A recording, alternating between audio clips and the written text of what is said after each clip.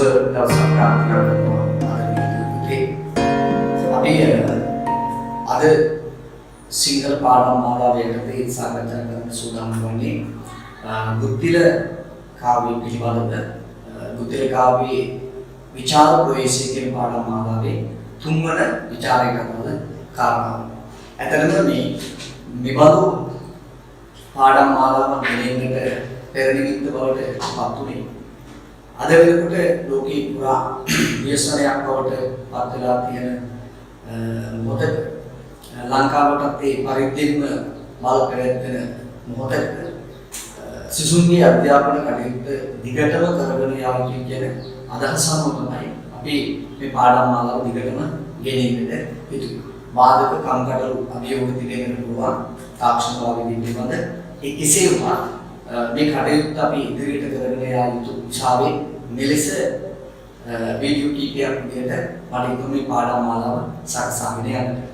ඉතින් අද මේ පුතේ අපි පළමු කොටසේදී සාකච්ඡා කළා ඔයාලට මතකයි බුද්ධිල කාව්‍යයේ රචිත යුගයේ කොටි මේ පිළිබඳ ඒ වගේම බුද්ධිල කාව්‍ය පිළිබඳ ඒ සුවිශේෂතා පිළිබඳ ඒ වගේම ස්වාධ්‍යයන ප්‍රශ්නකට කියලා කොටසක් ඒ වගේම බුද්ධිල කාව්‍යයට අදාළ පළමුවන විචාරය ලෙස බුද්ධිල අනුතුමාගේ වීණානාදී මිහිරියාව කවිය අතිශෝක්තියෙන් යුක්තව ඉදිරිපත් කරන්නේ කෙසේද කියන ප්‍රශ්නයකට අදාළ විචාරය. ඒ වගේම දෙවෙනි විචාරය ලෙස බුද්ධිල අනුතුමාගේ වීණානාදී මිහිරියාවට අනුව සුරකට රැඟුමේ විචිත්‍රත්වයේ කවිය ඉදිරිපත් කරන්නේ කෙසේද කියන කාරණා. මම අද උදාහරණයක් කරන් තුන්වෙනි විචාර ප්‍රශ්නයේ ලෙස බුද්ධිල කාව්‍යයට අදාළව බුද්ධිල කවිය විවිධ විරිත් භාවිතයේ සමගි. බුද්ධිල කවිය විවිධ විරිත් භාවිතයේ සමගි කියන ප්‍රශ්නයට අදාළව විචාරය නිර්මාණය කරන්නට වොමනාවන කරුණු මම පළමුවේ කොටස සාකච්ඡා කරනවා. ඊට අනුව අපි විචාර නිර්මාණය කරන්නේ කෙසේද පිළිබඳ බලමු. උදේ මේදී ඔබ මූලිකව දැනගත යුතුයි විරිත් භාවිතය පිළිබඳ. විරිතක් නිර්මාණය වෙන්නට මාත්‍රා පීඨ පිළිබඳ කරුණු දැනගත යුතු නිසා මම මුලින්ම මේ මාත්‍රා වෙන් කරන්නේ කෙසේද යන පිළිබඳව කරුණු කීපයක් පැහැදිලි කරලා දෙනවා. ඊළඟට අපි විචාර නිර්මාණය වන්නේ කෙසේදයි බලමු. ඔබට මතක නම් අපි ව්‍යාකරණයේ අනිත් ඉගෙන ගන්නවා අක්ෂර වර්ගීකරණයේ ස්වර වර්ගීකරණය.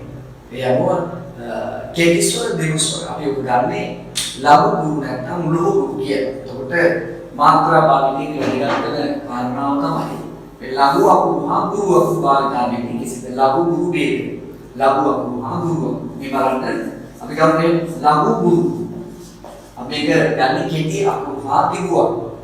එතකොට ආ කෙටි අකුරු ආ දීර්ඝ අකුරු ඈ කෙටි අකුරු ඈ දීර්ඝ අකුරු ආ කෙටි අකුරු ආ දීර්ඝ අකුරු ඈ කෙටි අකුරු ඈ දීර්ඝ අකුරු උච්චාරණයේදී අඩු කාලයක් ගත කරන නොඇදෙන සුළු ස්වර කෙටි ස්වර උච්චාරණයේදී වැඩි කාලයක් ගත කරන ඇදෙන සුළු ස්වර දීර්ඝ ස්වර අපි මේක මාත්‍රාවලදී කියනවා මාත්‍රා 1යි මාත්‍රා 2යි කෙටි ස්වරයකට මාත්‍රා 1යි දීර්ඝ ස්වරයකට මාත්‍රා 2යි මේ සිතිල්ලම වදින විලාපයේ ක්ෂණික මොහොතක් තමයි අපි මාත්‍රා 1 කියලා ගන්න.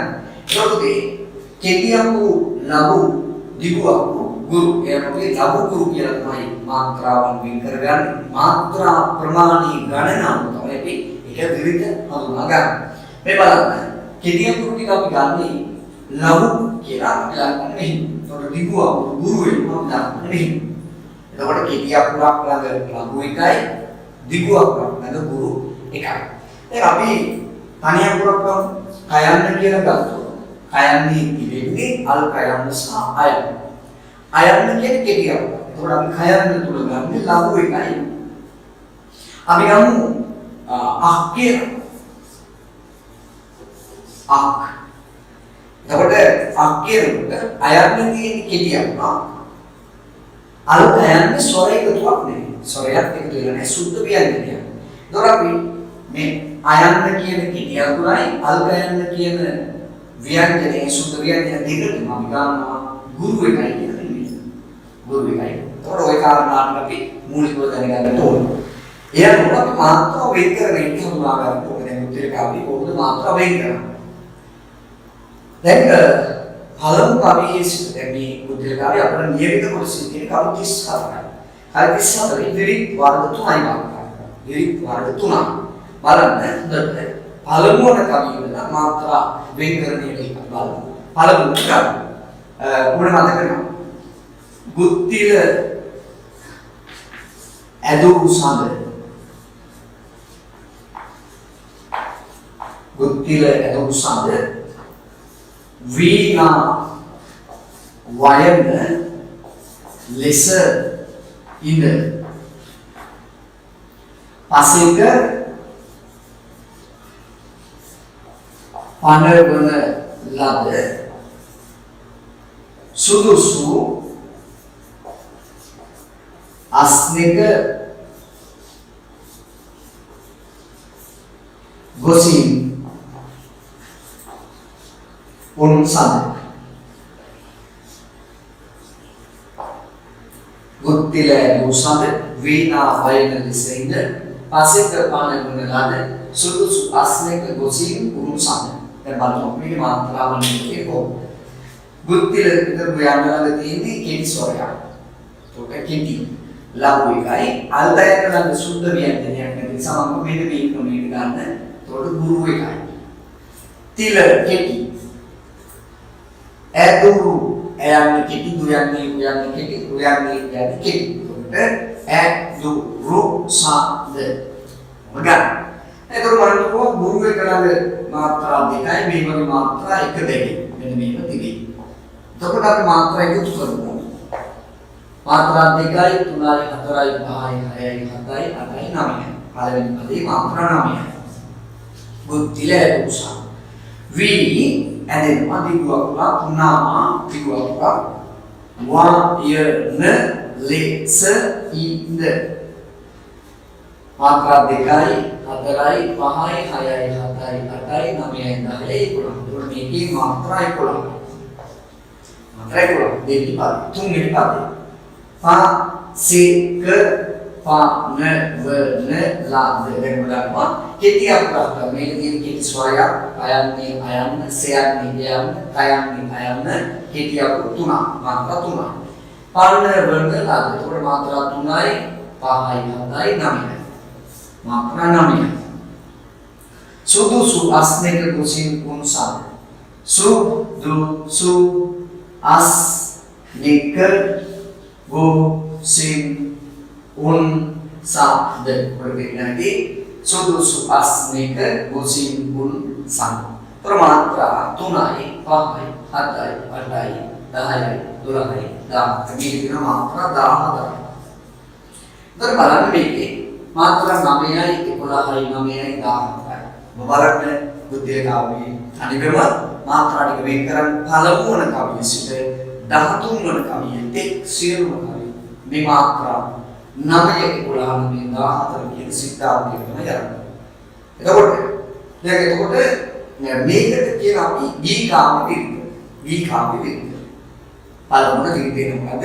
ගී කාම විරුද්ධ කියලා එනවා. මේක කියන්නේ ගී කාම විරුද්ධ. ගී කාම විරුද්ධ කියලා ගන්නවා. ඔන්න මේ විදිහටයි පළමු වල කවි 13. පළමු වල කවියේ සිට 13 වන කවියට එන්නේ ගීතාපි විරුද්ධ මාත්‍රා 9 11 9 10 මොන කියනවා පද අතර අසමාන විරුද්ධ භාවයක්. අසමාන විරුද්ධ භාවයක්. මේ විදිහට තමයි මේ පළමු වල කවි 13 අපි ඊටපස්ස බලමු දෙවෙනි කවියේ සිට දෙවෙනි කොටස කියන්නේ 14 වන කවියේ සිට කොහොමද මාත්‍රා භාවිතා වෙන්නේ. අපි දැන් ගමු. 14 වන කවිය දරමු ගන්නවා. මේ බලන්න.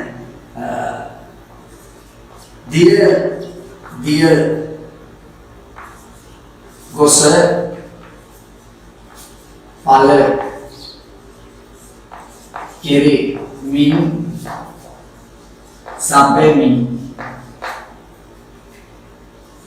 ගිය තැන ඉස් වා රන් මුතු මී මම කවි පද දෙකක් කරනවා ඉතිරි පද එන්නේ විදිහටමයි සමාන මාත්‍රාවක් කියන්නේ කයිවලට වෙන්නේ. දිය දිය ගොසපල කෙරෙමින් සැපෙමිනි ගිය ගිය දැනයි ස්වාරන් මුතුමි. ගිය ගිය දියනද එළවෙන් ගෙනමිනි සිය සිය ගුණයෙන් වේරනද නික්මිලි විසයි මේ මාත්‍රාවන්ති සමාන විකතක් විදිහට බලන්න අපි මාත්‍රාවන් කරපො. දිය දිය ගොස පල කෙරෙමින් සැපෙමිනි. බලන්න මාත්‍රා ගන්න මාත්‍රා දෙකයි 4යි 6යි 8යි 10යි 12යි 14යි 16යි. ඒතර මාත්‍රා 16යි. මේක මාත්‍රා 16ක් වෙනවා. ඊළඟට ගිය ගිය තන ඉස් වා රන් මුතු මි. මාත්‍රා 2යි 4යි 6යි 8යි 10යි 12යි 14යි 16යි. ඔතේ බලන්න. මෙතනින් පස්සේ මේ පද හතරෙම තියෙන සමාන මාත්‍රා භාවිතය. මාත්‍රා 16 ගන්න තියෙන්නේ. දිය දිය කුසපල කෙරෙමින් සැපෙමිනි ගිය ගිය තන ඉස්වාමන් මුතුමි. ගිය ගිය දියනද එනමින් ගෙනමිනි සිය සිය ගුණයෙන් වෙනනද මේ සියල්ල මාත්‍රා 16. මේ විදිහට අපි කියනවා පෙද විදිහට කියලා. මේකට කියනවා පෙද විදිහට. පෙද විදිහට. ඒක නැත්තම් කියනවා පාදක විදිහට කියලා. පෙද විදිහට නැත්තම් පාදක විදිහට. ඒක විශේෂත්වයකුත් තියෙනවා. දැන් මේකේ මාත්‍රා 4න් 4කට බෙදෙනවා. බලන්න. දිය දිය ගොසපල කෙරෙමින් සැපෙමිනි ගිය ගිය තනයිස් වාරන් මුතුමි.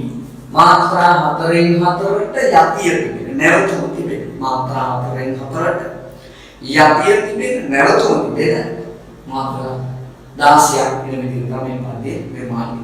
දිය දිය ගොසපල කෙරෙමින් සැපෙමිනි ගිය ගිය තනයිස් වාරන් මුතුමි. ගිය ගිය දියන එනමින් ගෙනමිනි සිය සිය ගුණයෙන් වෙනනද නි. ඒතර මාත්‍රා 16 දෙකින් වෙනවා. මේක කියන්නේ පෙද විවිධ එහෙම නැත්නම් අපි කියනවා පාදක විවිධ කියලා. ඒක ඔය කවි වල 14 සිට 32 වෙනි කවියට එන්නේ මේ පෙද විවිධ පාදක විවිධ. ඒකට එකේ සිට 13 එක් ගීකා විවිධ. ඊළඟට 14 සිට 32 එක් පෙද විවිධ නැත්නම් පාදක විවිධ. ඔකට මේවා 33 34 කවියක්. 33 34 කවියක් තමයි.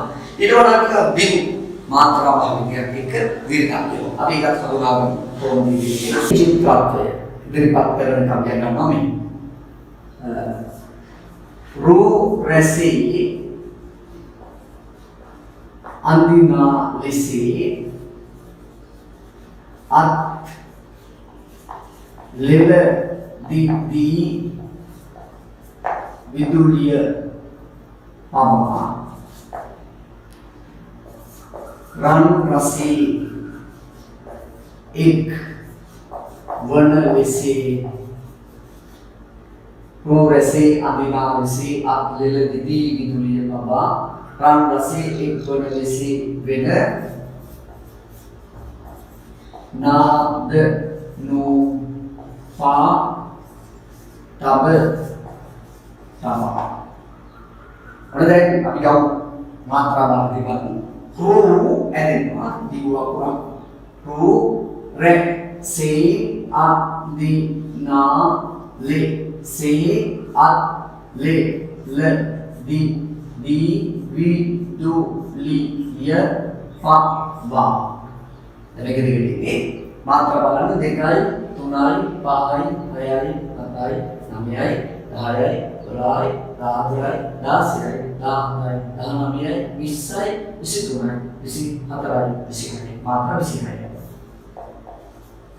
ඊළඟ බලන්න රන්සී එක් වන ලෙසේ වෙන නාද නූ පා තබ තබා මාත්‍රා ගන්නවා. එතන මාත්‍රා 2යි 3යි 5යි 7යි 9යි 10යි 12යි 13යි 16යි 17යි 19යි 21යි 22යි 23යි 24යි 26යි මාත්‍රා 26යි. එතකොට බොයි කවි ගන්න ඉදිරි පද දෙක ගත්තා මාත්‍රා 26යි. රූ රැසී අඳිනාලිසි අත්ලෙල දිදී විදුලිය පවා රන් රසේ එක්වන ලෙසේ වෙනවා නෝමා තවනවා. කම් පසේ දින සරණසේ දෙස බල බලා මෙතනින් සමා මම් කිසේ පවසම් කිසේ වර සුර නඳුන් දුන් රන්සුමා. පුන් මදාරා මල් ගමින් මුදු දිගු සුරිල් වරවස ගොතා මන් මදා ඉතුලිය ලෙසින් උරතොර සලා දිවි මුදුලතා. මන් නදා වන මිනි මෙවුන් නද වෙන නදී එක් කොට හිතා උන් එදා දුන් රගතු තොත් දවසක් සැප කවුරුන් පතා. මේ සියලුම කවික එන්නේ මාත්‍රා 26 වෙනි. මේ විරිතට කියනවා නුපුන් සඳ විරිත. නුපුන් සඳ විරිත කියලා. නුපුන් සඳ විරිත මාත්‍රා 26 වෙනි. එන මේ විරිතට කියන්නේ නුපුන් සඳ විරිත. එසේනම් දැන් බුද්ධිල කාව්වේ අපට නියමිත කල් 34 තුල විරිත් වර්ග තුනක් අපට වුණා. පළමු වන කවියට 13 වන කවියෙත් ගී කාව්‍ය විරිත, 14 වන කවියට 32 වන කවියෙත් පෙළ විරිත නැත්නම් පාදක විරිත, 33 34 කවි දෙක නුපුන් සඳ විරිත. ඒකෝ මේ ආන් වශයෙන් තමයි විරිත් භාවිතය එන්නේ. කොට දැන් ඔන්න විරිත් කරගන්න ඕනේ සාරකාරණයක් තියෙන්නේ. අපිට ලඝු ගුරු වේදී, ලඝු ගුරු වේදී, කෙටි ගුරු වේදී ඉතාම පැහැදිලි නම් මේක ගලපා ගන්නට පුළුවන්. මට්ටමකට පැහැදිලි ඇති. විරිත් හඳුනාගන්නේ කෙසේද, මාත්‍රා වෙන් කරන්නේ කෙසේද යන පිළිබඳ. ඒතකොට අපි විභාගයේදී අවදාන යෝගයේ ප්‍රශ්නයක් තමයි මේ බුද්ධිල කවිය විවිධ විරිත් භාවිතයේ සම්පූර්ණ. උදාහරණ තුනක් දක්වමින් පැහැදිලි කරන්න කියලා ප්‍රශ්න. බලමු උත්තරයක් නිර්මාණය කරන්න කෙසේ මම ඔබට ඊට පෙර උත්තර ගණනාවක් කිව්වා. මේ උත්තර මම ගොඩනගලා උත්තරයක් නිර්මාණය කිරීම පිළිබඳ කරුණු පැහැදිලි කරගෙන යන්නේ. උත්තරයක් නිර්මාණය කළ හැකි කියන ප්‍රත්‍යක්ෂ අවබෝධයකට දීම උදෙසාමයි. ඔබට පුළුවන් වෙන්න ඕනේ කියන කාරණාවලින් මේක තේරුම් ගන්නට. එතකොට බුද්ධිල කවිය විවිධ විරිත් භාවිතයේ සමගියට තමයි විරිත් වර්ග තුනකින් කවි තුනක් අරගෙන. ඒ කවි තුන යොදමින් විරිත් දක්වමින් විරිත් පෙන්වමින් ඒ අවස්ථා සිද්ධි සමුදාය ගලපමින් උත්තරේ නිර්මාණය කරන්නට ඕන. එතකොට දැන් මම මේ කියලා දුන්නු කවි තුන ගත්තත් මේකට ප්‍රමාණවත් එහෙම නැත්නම් ඕනෑම කවියක් මේකට බඳ කරගන්න පුළුවන්. ඔය විරිත් වෙන් කරගන්න පුළුවන්. මේ කියපු කාරණා හරියට තේරුම් ගත්තා නම්. උදේ අපි ඒක බලමු. මේක උත්තරයක් නිර්මාණය කරන්නේ කෙසේද? බුද්ධිල කවිය විවිධ විරිත් භාවිතයේ සමතිකි කියන ප්‍රශ්නයට අදාළ උත්තරයක් නිර්මාණය කරන්නේ කෙසේද? දැන් පෙර කියු පරිද්දෙන් අපි චුටි ආරම්භක ඡේදයක් නිර්මාණය කරනවා. ඒක මම මුලින්ම අත්‍යවශ්‍ය නැත. එහෙත් එක වරම උත්තරයක් ගන්න මේ නිසා අපි පොඩි කවි මේ ආරම්භක ප්‍රවේශ ඡේදය ගමු. ඊට පස්සේ අවස්ථා සිද්ධ ටික ගලපාගෙන ඒකේ විරිත් මෙලෙස පැහැදිලි කරන්න ඕනේ. මෙලෙස විරිත් මාත්‍රා වෙන් කරන්න ඕනේ විරිත්. මේ අරෝ මේ විරිත් භාවිතා කළේ. ඒක ඒ අවස්ථාව උචිත ලෙස භාවිතා කළේ මෙන්න මේකයි කියන පැහැදිලි කිරීමක් කරන්නට ඕනේ. එවනම් උත්තරයක් නිර්මාණය කරමු. කොහොමද මේකට උත්තරේ නිර්මාණය කරන්නේ? ගමන උදාහරණ විචේතික. සිංහල පද්‍ය සාහිත්‍යයේ ස්වර්ණමය යුගයේම කෝට්ටේගේ සරෙක්සිරි පෙරකුම්රාජතුමාගේ රාජ්‍ය සමයේ වැද්දෑවේ හිමියන් බුද්ධිල ජාතකයේ පදනම් කරගනිමින් නිර්මාණය කළ ඛණ්ඩ කාව්‍ය ගත්තේ බුද්ධිල කාව්‍යයි. ඒ කල් 550ක් වන අතරේ උදාගත් කවි 34ක් බුද්ධිල වෙන නදසින් දක්වා ඇත. එයම බුද්ධිල අදුතුමාද මුසිල අදුතුමාද එකම වේදිකාවකට පැමිණ තරගයක වීණාවෙන් ආරම්භ කරයි. එදී බුද්ධිල අදුතුමාද මුසිල අදුතුමාද සමසමව වීණා වයද්දී සප්තදේවේන්ද්‍රයාගේ උපදෙස් අනුව බුද්ධිල අදුතුමා ස්වකීය වීණාවේ ප්‍රධාන තත මමර තත සිදලා. එදී වීණාවේ හඬ කෙමෙන් වර්ධනය වෙමින් සිය ගුණයෙන් පැතිර යන්නට වේ. ඒ අනුව බුද්ධිල අදුතුමාද මුසිල අදුතුමාද වේදිකාවට පැමිණෙන අයු ජනතාව ඒකේ අවධානය යොමු කරන අයු ඒ අනුව සක්‍රදේවේන්ද්‍රයා උදව් කරන අයු සක්‍රදේවේන්ද්‍ර උපදෙස් දෙන අයු බුද්ධිල ඇතුතුමා වීණාවෙන් තාත් සිඳින අයු මුසිල ඒ මනසට වික්ෂිප්ත වී තමන්ගේ වීණාවෙන් තාත් සිඳින අයු මෙකී අවස්ථාවන් පාඨකයාගේ සිත් තුළ හොවා දක්වන්නට ඇඳ දක්වන්නට අසමාන වූ පදාර්ථ අසමාන වූ විරිත් භාවිතයක් තුළ ගී කාව්‍ය විරිත් භාවිතයට ගන්න. ඒ මේ පරිදි ඔබාරම පෙර දැක්වූ පරිදි නහවන් බුද්ධිල ඇදුණු සඳ වීණා වයන ලෙසින්ද අසෙක පාන වන ලද සුදුසු අස්වික ගොසින් උන් සඳ කාර්ය දක්වා ඔබ ඊට යටි මෙලෙස මාත්‍රාවන් ලඝු කරන්න ඕනේ. එයන මාත්‍රා 9යි 11යි 9යි 14යි ලෙස පෙන්වන්න ඕනේ. පෙන්වන්නව කියන්නේ මේ ආදී වශයෙන් මාත්‍රා 9 11 9 14 ආදී ගීකා විවිධ භාවිතා කරමි. ඒ අවස්ථාවට උචිත පරිද්දෙන් අවස්ථා සිද්ධි සමුදාය ගලපා දැක්වීමට කවියා ගීකා විවිධ භාවිතයට ගන්නා ගන්නට ලැබේ. එනතුරුව බුද්ධි රැඳුතුමා සෝකීය වීණාවෙන් තත් සියල්ලම සිදු දැමීමෙන් අනතුරුව මිහිරි ලෙස මధుර මනෝහර ලෙස වීණාවේ හඬ සියසිය ගුණයෙන් පැතිරෙන අයු කවියා නිරූපණය කිරීම සඳහා පෙදවිරිතේවත් පාදක විදිහට යොදා ගන්නවා. ඒ මේ පරිදි දිය මුසපර කෙරෙමින් සමමින් ගිය තර විශ්වාවන් මුතුමි ගිය දියනද එනවෙන් ගෙනමින් සියසිය ගුණයෙන් පෙරලද නික්මිනි ලෙස කවිය සඳහන් කොට මෙලෙස ඔබ මාත්‍රාවන් ලඝු කොට පරිපරි ඒ අපි කියමු මේ ආදී වශයෙන් සමාන විදිහට මාත්‍රා 16 තෝ පෙදවිරිත භාවිතයට ගනිමින් එකී අවස්ථාව නිරූපණය කොට දක්වයි. ඒ අනුව ලෝකේ පුරාජය මෝසාව පතල කරමින් පැමිණියා වූ ගිය සෑම තැනකම රන්මුතු මෙණික් ඉස්සරු ලැබුවා වූ පැතර ගියා වූ ජය මෝසාව මෙණික් බවට පත්කොට ලබා ගන්නා මෙන් සියයක් ගුණින් වීණානාදී නිප්පෙන්නට වියස දක්වන කවියා බුද්ධි රැඳුතුමාගේ මිහිරි වූ මధుර වූ මනෝහර වූ වීණානාදේ දස දේශ පැතිරෙන අයු නිරූපණය සඳහා පෙරදින පාදක විරුද්ධ භාවිතයට ගන්න. ඒ තවත් සුවිශේෂතාවයක් වන්නේ මාත්‍රා 4ට යටි හේවත් නැවතුණු විරාමයේ සහිත මාත්‍රා 16ට පෙරදින භාවිතයට ගැනීමයි.